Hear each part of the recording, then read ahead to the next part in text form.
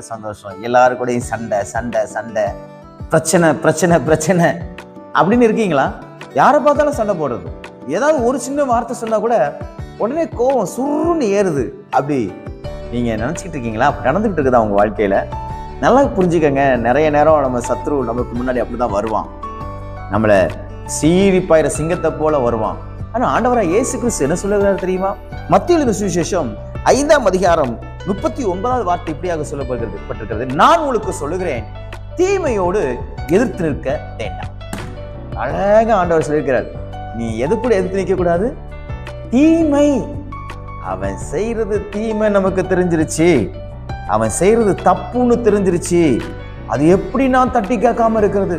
அவன் எப்படி என்னை பேசலாம்? அவன் எப்படி எனக்கு அந்த பேர் வைக்கலாம்? அவன் எப்படி என்னை பத்தி இப்படி சொல்லலாம்?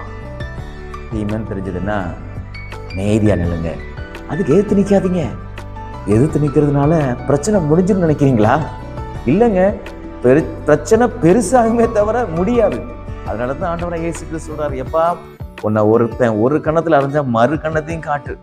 அது அடிமையா இருக்கக்கூடியவனுக்கு ஒரு கணத்துல அறையிறதுக்கு அவனுக்கு ரூல்ஸ் இருக்கு. அவன் அடிச்சுக்கலாம், வாங்கிக்கலாம். ஆனா ரெண்டாவது அடி அடிக்கிறதுக்கு அவனுக்கு உரிமை கிடையாது, உரிமையாளனுக்கு, முதலாளிக்கு. ஆனா அவர் சொல்ற ரெண்டாவது கணத்தையும் காட்டுனா அவன் என்னெல்லாம் செய்ய விரும்பினா நல்லா செஞ்சு விட்டு கொடுத்துரு. நீ அவங்கள எதிர்த்து நிக்காத. தானியேலை பாருங்க, அவன் கர்த்தரை ஆராதிக்கிறான்னு தெரிஞ்சு அவனை சிங்கக்கபிக்குள்ள போடுறதுக்கு ராஜா உத்தரவு கொடுத்தான்.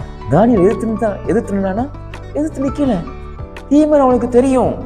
எதிர்த்து நிக்கல. கர்த்தர் பார்த்துக் கொள்வார். யெகோவா ஈரே அவர் பார்த்துக் கொள்வார். இன்னைக்கு நீங்களும் சொல்லுங்க, உங்களுக்கு விரோதமா யார் எழும்பி என்னென்ன காரியங்களை செஞ்சிருந்தாலும் சரி, உங்க கண்ணுக்கு எதிரையே தீங்கான காரியத்தை செஞ்சிருந்தாலும் சரி, கண்டும் காணாமல் போல் அமைதியா இருப்பீங்கன்னா கர்த்தர் உங்களுக்காக யுத்தம் பண்ணுவார்.